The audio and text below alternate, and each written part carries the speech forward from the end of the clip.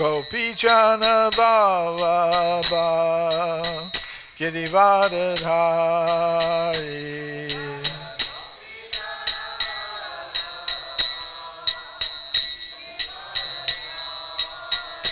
Shodanandana Vajradhana Ranjana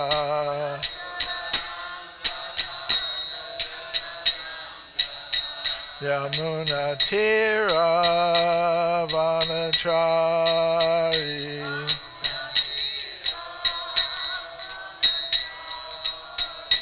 Jaya Radha Madhava Kunja Vihari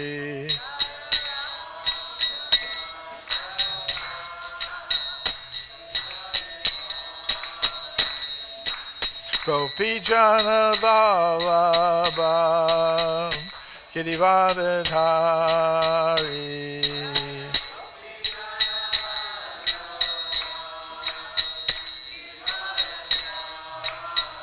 Yashodanandana Vajradhana Ranjana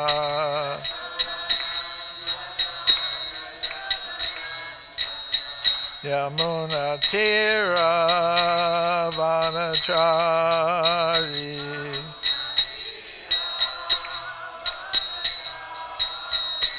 Jaya Radha Madhava Kunja Vihari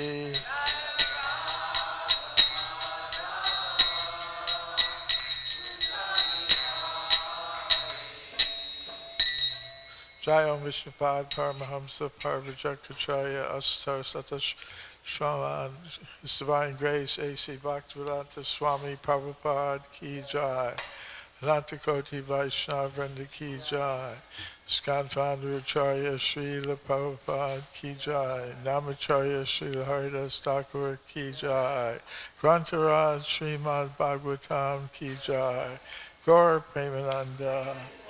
All glories to the assembled devotees, all glories to the assembled devotees, all glories to the assembled devotees, all glories to Sri Sri Guru and Gauranga, glories to Srila Prabhupada.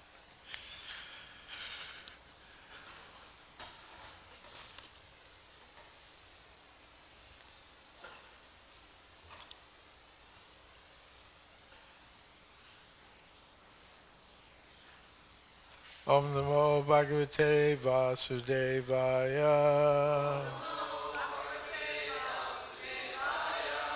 Om Namo Bhagavate Vasudevaya. Om Namo Bhagavate Vasudevaya.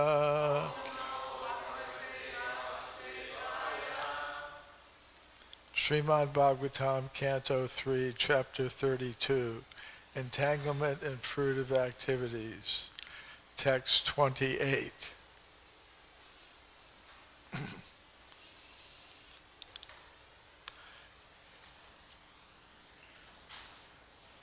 Jñānam, ekaṁ, parācīnair, indriyair, brahma, nirguṇam, avabhāty, artha-rūpeṇa, bhrāntyā, śabdādi-dharmiṇā, jñānam ekaṁ parācīnair, indriyair brahma nirguṇam,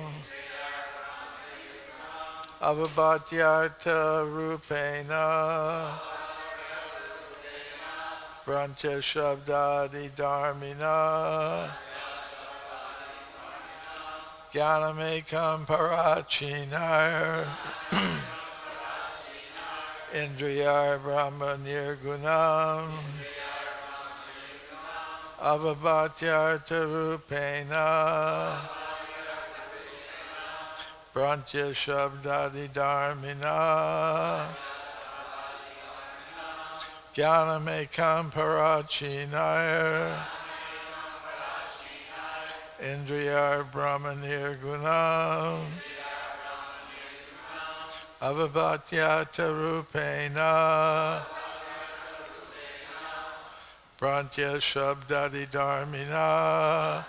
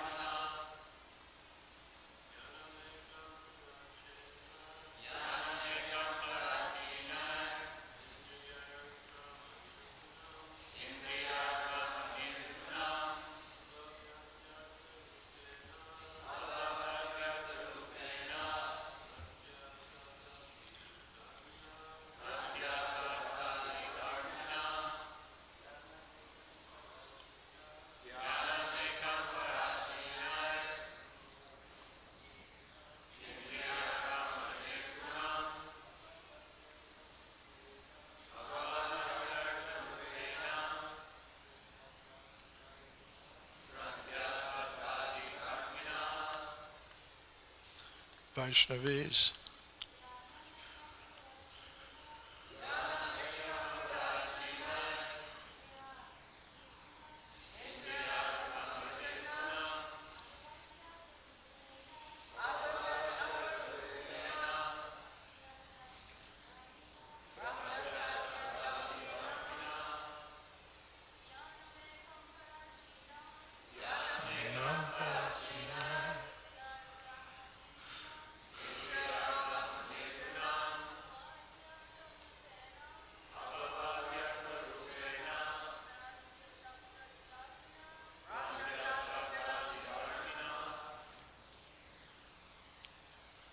Jñānam, knowledge. Ekaṁ, one. Parācīnair, averse. Indriyair, by the senses. Brahma, the Supreme Absolute Truth. Nirguṇam, beyond the material modes. Avabhāty, appears. Artha-rūpeṇa, in the form of various objects. Brahmya, mistakenly. Śabdādi, sound and so on. Dharmiṇā, endowed with.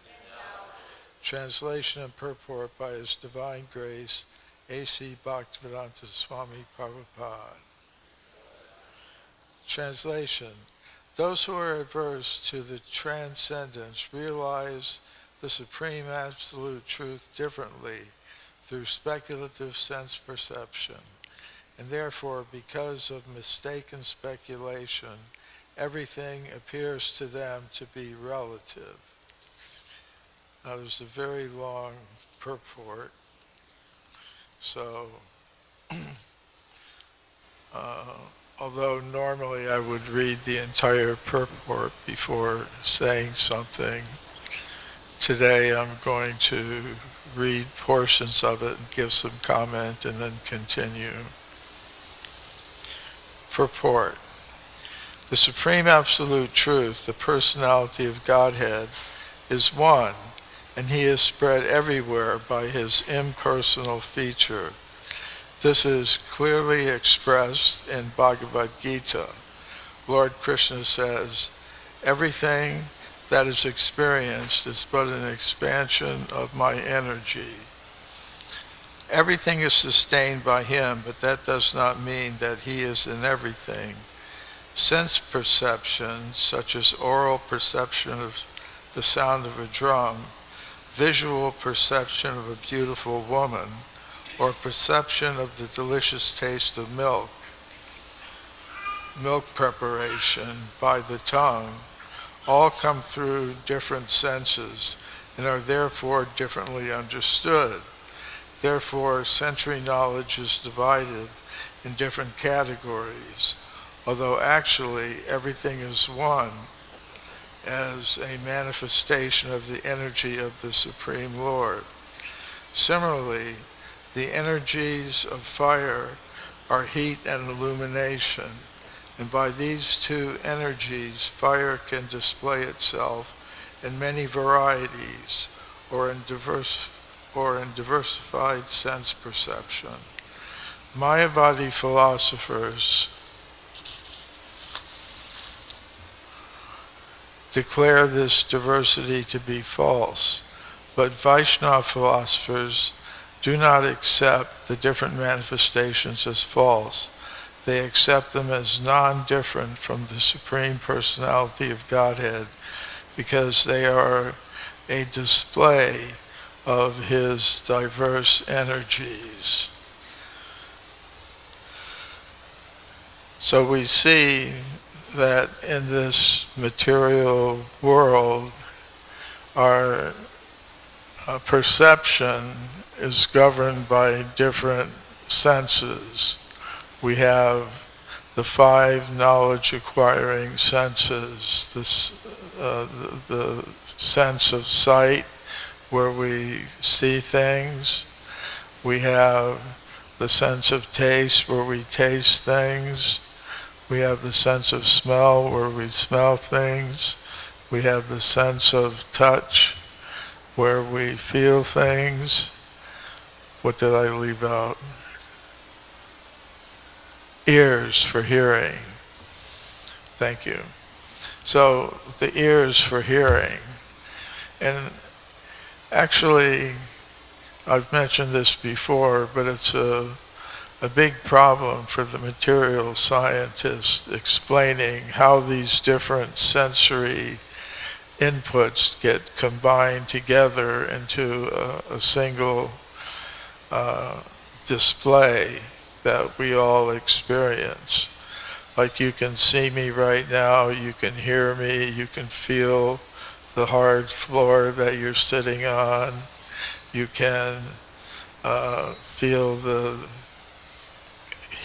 heat or coldness of the room, and so on. So how all these sensory inputs get put together into that single display that we all are conscious of is a big mystery to them. And the very fact that there is consciousness is also a mystery. You know, you could have a camera, you know, in your cell phone that's recording images, but does anybody think the cell phone, the mobile phone, is actually seeing that, what it's recording consciously? No, that's only perceived by the user of the phone, who looks at the image that's produced on the screen and is consciously aware of it. So,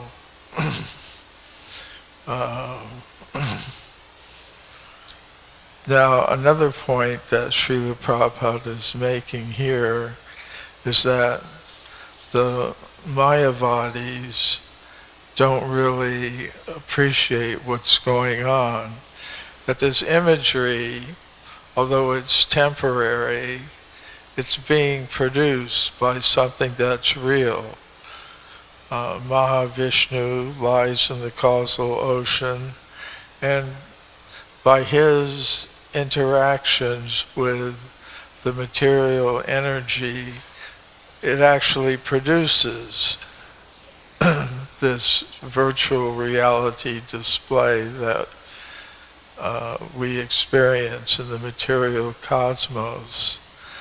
So it's not illusory in the sense that the Māyāvādīs think. And just like, in this world we can get into a virtual reality system, and by putting on a VR headset, and you can project yourself into a virtual reality. And in one sense it's false because it's temporary, it's not the real reality that we experience in daily life. But what's producing it is actually real. So, although it's temporary, it's a reality in this world. The Māyāvādīs can't accept that because they think everything is only one. They don't realize that the Lord has varieties of energies and can deploy them as He pleases to create what we call the material world. So reading on in the purport, the philosophy that the Absolute is true and the creation is false, Brahma Satyam Jagat Mityam, is not accepted by Vaiṣṇava philosophers. The example is given that all that glitters is not gold. This does not mean that a glittering object is false. For example, an oyster shell appears to be golden. This appearance of golden hue is due mainly to the perception of the eyes, but that does not mean that the oyster shell is false. Similarly, by seeing the form of Lord Kṛṣṇa, one cannot understand what he actually is, but this does not mean that he is false. The form of Kṛṣṇa has to be understood as it is described by the books of knowledge, such as Brahma Samhita. Ishvara Parama Kṛṣṇa Satchidananda Vigraha.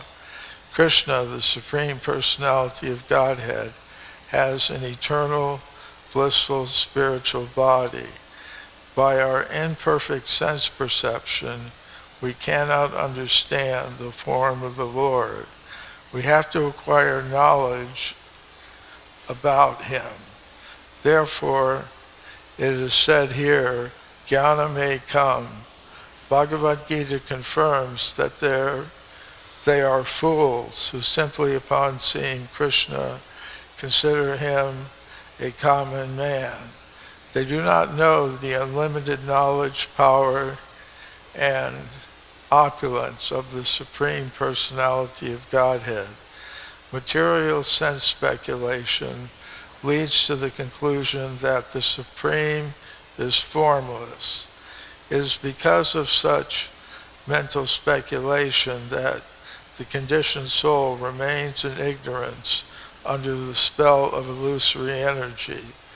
The Supreme Person has to be understood by transcendental sound vibrated by Him in Bhagavad-gītā, wherein He says that there is nothing superior to Him.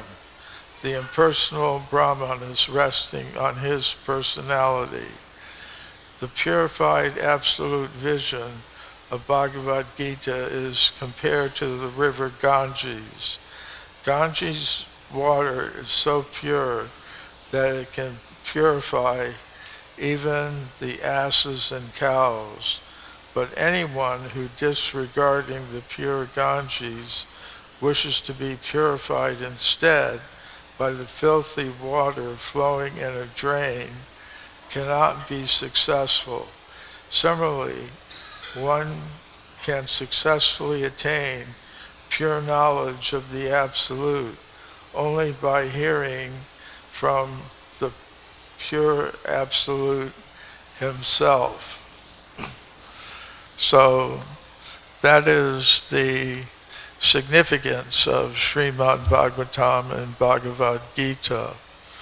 These are transcendental literatures that are either spoken by the Absolute Truth Himself or about him by his fully empowered representatives. So there are millions of literatures that are published either in print or in electronic form that are available to people, that were available to each of us.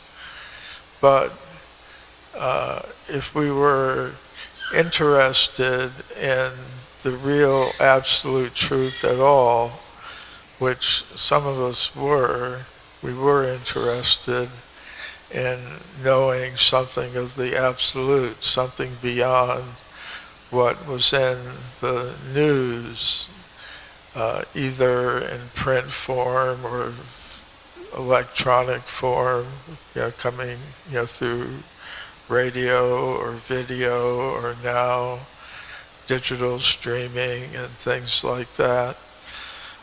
There's so much information, so much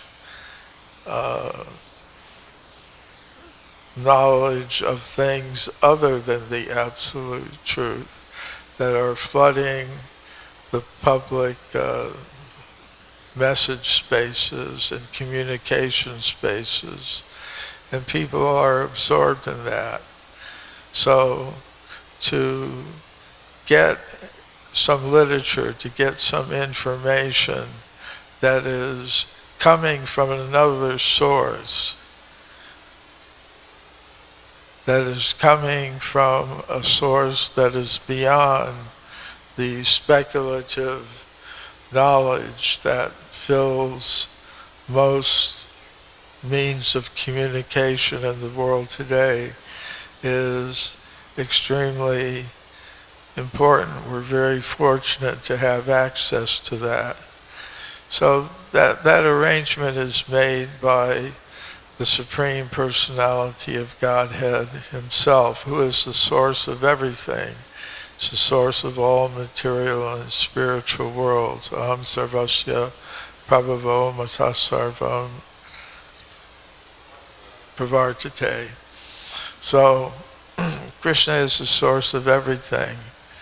And this material world, we can ask, why is it here? It's here by the arrangement of the Supreme Lord to give us either an opportunity to try to enjoy ourselves apart from Him. Some souls have that desire. And Srila Prabhupada has written and said that it's not so hard to understand. Somebody will be working in a company under the authority of the owner, the proprietor, and will decide, I want to start my own business. But when he goes to do that, when he or she goes to do that, they see it's not so easy. But they're allowed to try and keep trying, to be happy apart from participating in the devotional service, pure devotional service to the Supreme Personality of Godhead. So that's one purpose of the material universe.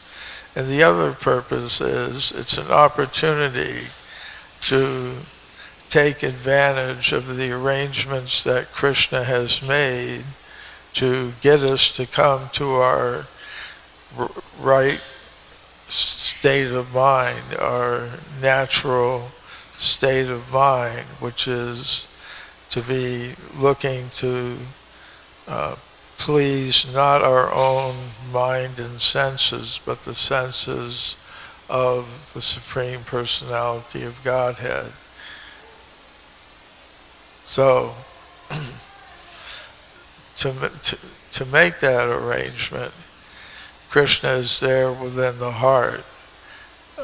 Aham sarvasya chaham pradisanivisto matasmit jñānam apohanam cha.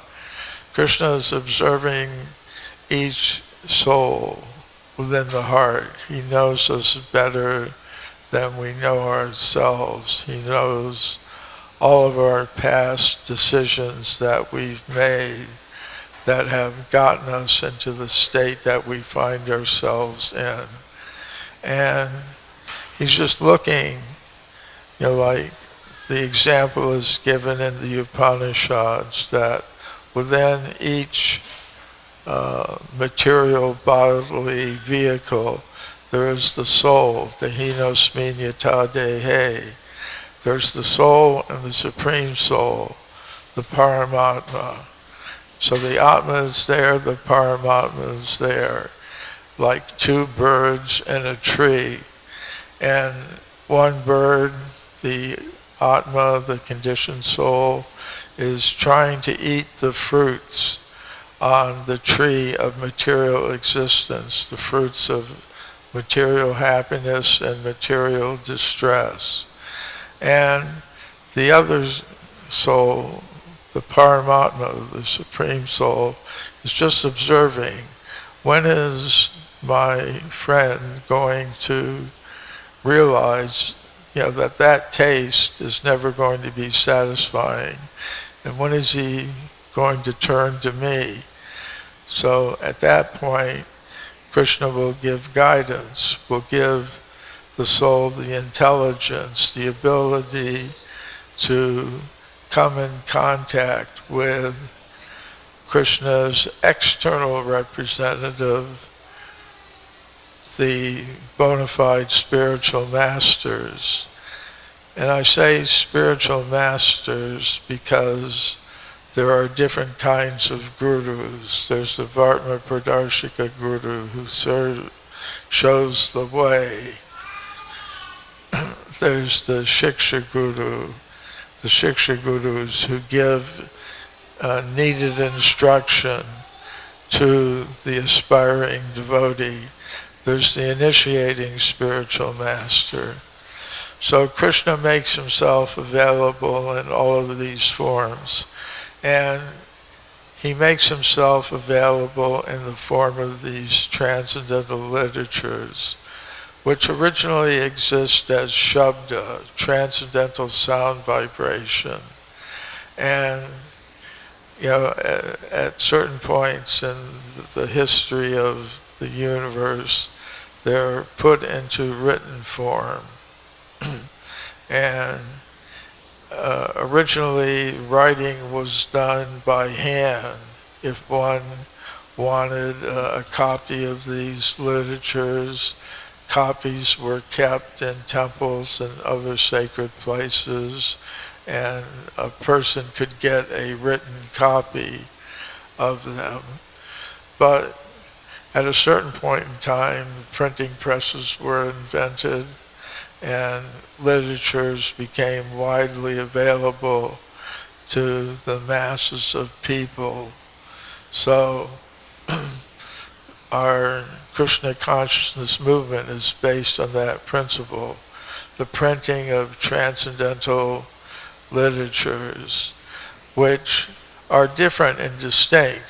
Said the printing presses are turning out millions and millions of books, magazines, newspapers, other things that are about things that have no ultimate reality, that are of no ultimate benefit to the living souls in this, the conditioned souls living in the material world. But this is coming from some different plane of reality, and it has the effect of purifying consciousness. One's consciousness can be transformed by these transcendental literatures, which is why we're distributing them in so many languages all over the world to the people in general.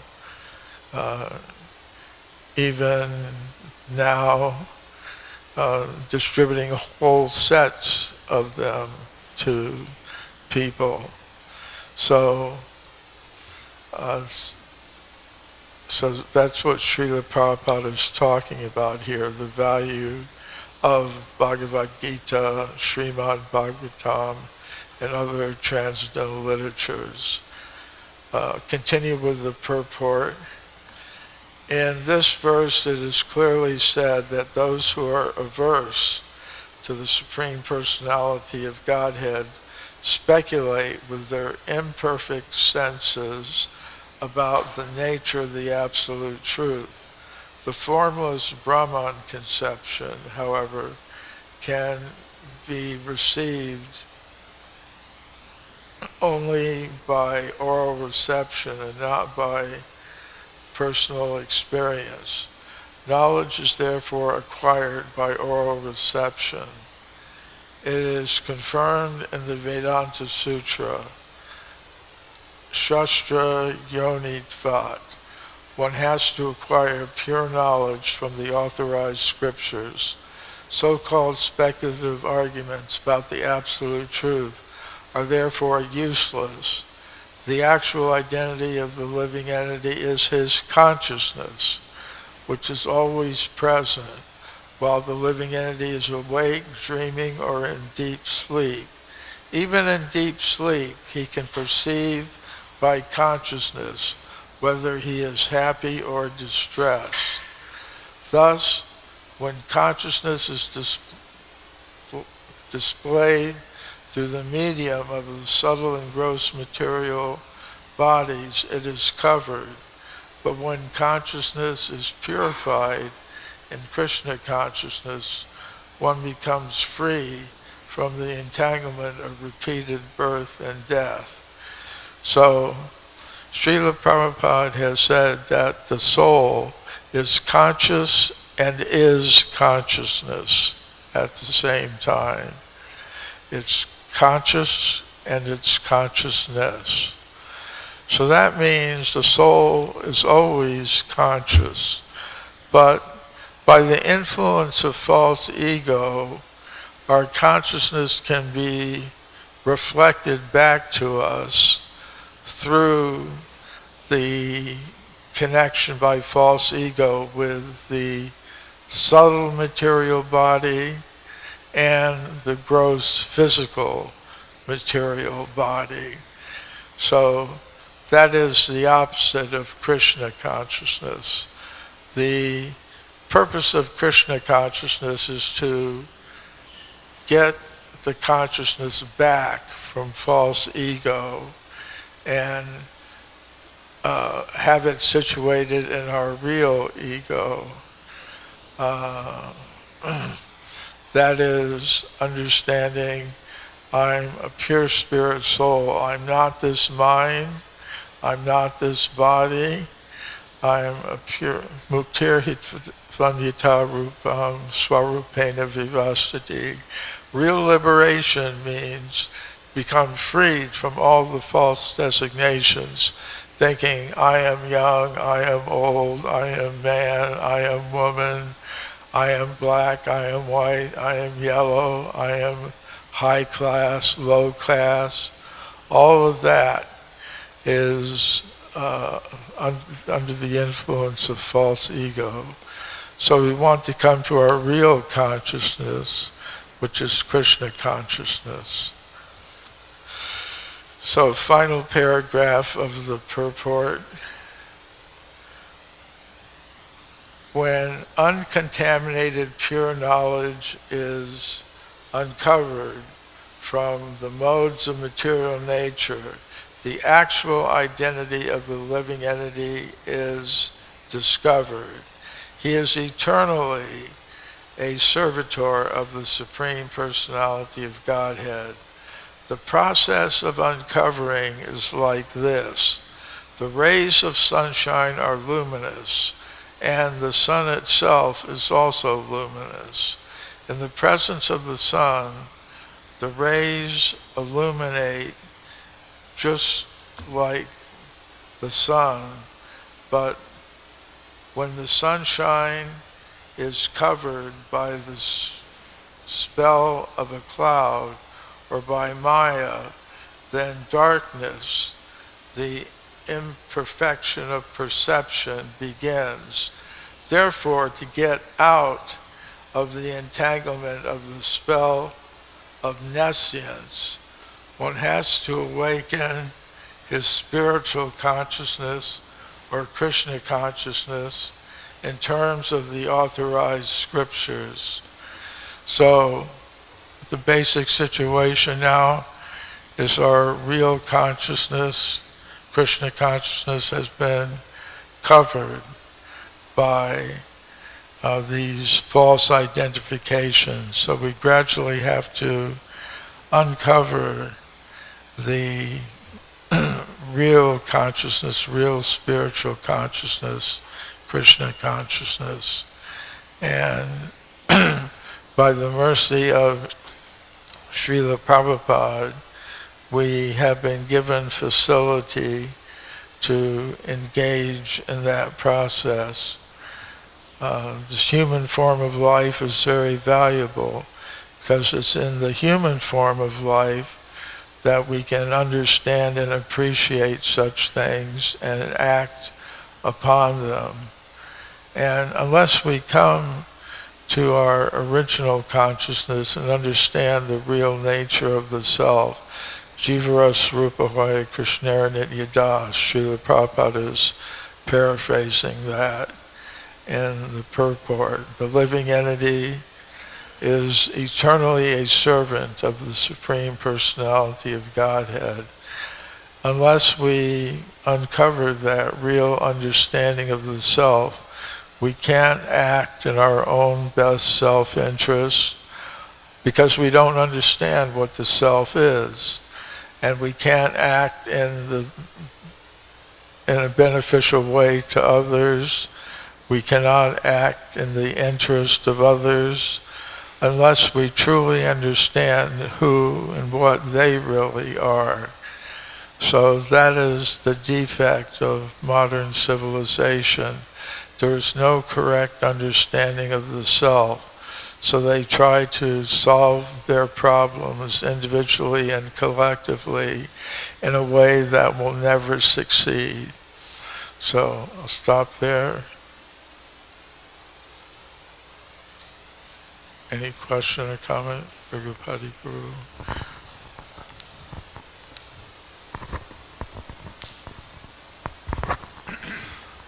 Yeah, thank you. In the Bhagavad-gītā, 3rd chapter, there's a verse that explains how the senses are superior to dull matter, and mind is superior to the senses, and intelligence is superior to the mind, and stops there. And maybe it says something about the soul, but it doesn't say anything about false ego. But is false ego superior to intelligence? Like it's a progression. Is false, like for instance, people are alcoholics, people are drug addicts, they know with their intelligence that's not something they want to do, but they can't help it. So, and if that's the case, does that mean that it's only by the mercy of the higher, like Kṛṣṇa or the spiritual master, that we can get out of Maya? Because your intelligence is not enough to get you. The intelligence is inferior to false ego. Even if we use our intelligence, still the false ego is superior. And the example of that is, as I said, drug addicts, alcoholics. They know what their intelligence is. They don't want to do it, but they can't help it. Well, false ego, if I'm not mistaken, was said by Srila Prabhupada to be very powerful.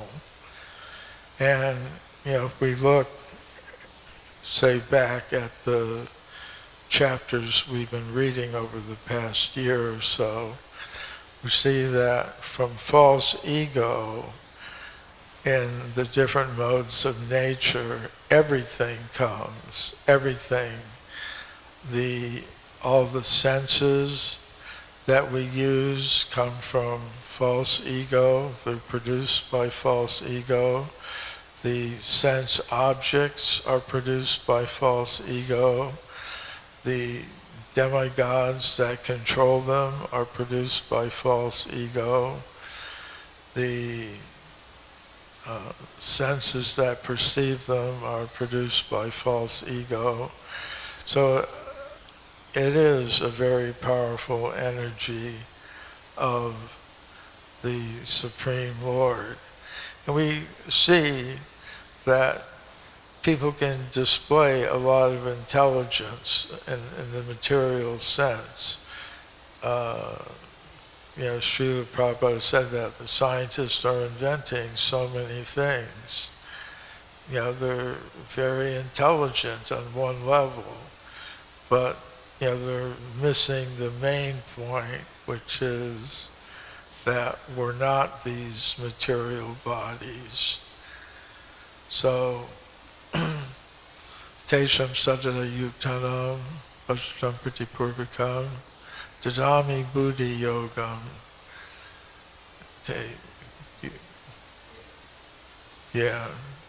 Forgot the last verse. But Kṛṣṇa says if one is properly situated in consciousness, he'll give them the spiritual intelligence to come to him, which is the only solution to all the problems of material existence. So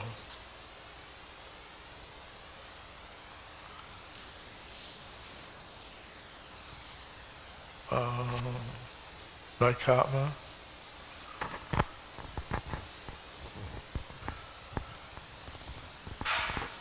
Thank you very much, Prabhu. In the pastime of Lord Brahma, it's in the Kṛṣṇa book, where he steals the cows and calves, Prabhupada comments, and we know how strong and how intelligent Lord Brahma is. He's the most intelligent in the universe. Prabhupada comments that because of false ego, he made this mistake and he minimized the position of Kṛṣṇa. So on your point that false ego is so strong, it was so strong that even the most intelligent person was compelled to not recognize Kṛṣṇa's position. Very good, thank you. Someone over there.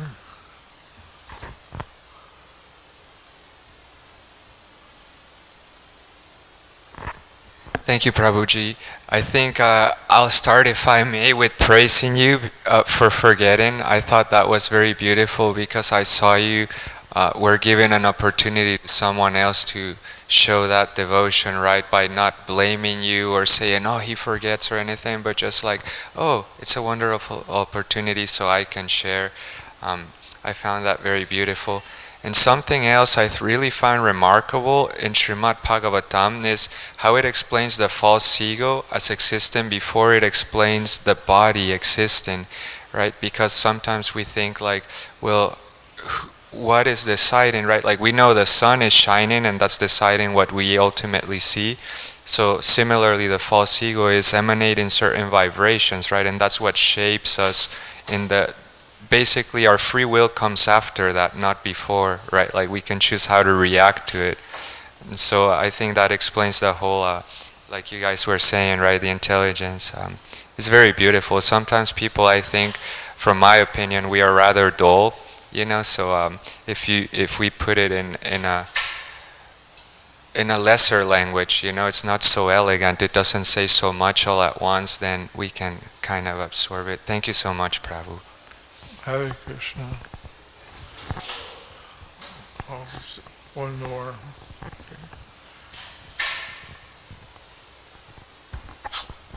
Hare Kṛṣṇa Prabhu. My question is, what role does material science play in the life of a devotee who has pursued intellectual pursuits? So like material science is temporary, so should a devotee actually be pursuing that?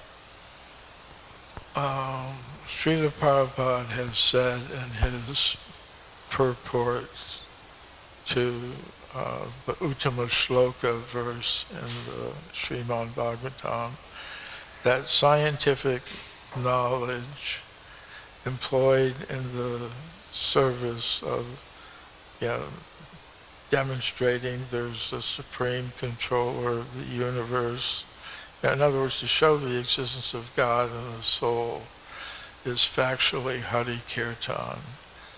So it's something that can be done for those who have scientific training, but it's also important to realize that whatever service one takes up under the guidance and direction of the authorities that Srila Prabhupada has given in his International Society for Krishna Consciousness, the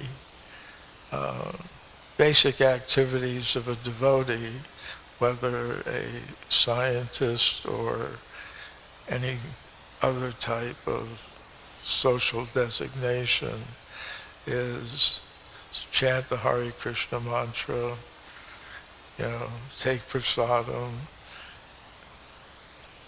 take part in the devotional activities. Those are things that we all do. And for some part of the day, we have to be engaged according to our propensities or the needs of the society. And but even so, the basic activities of a devotee are the same. Srila Prabhupada ki jai.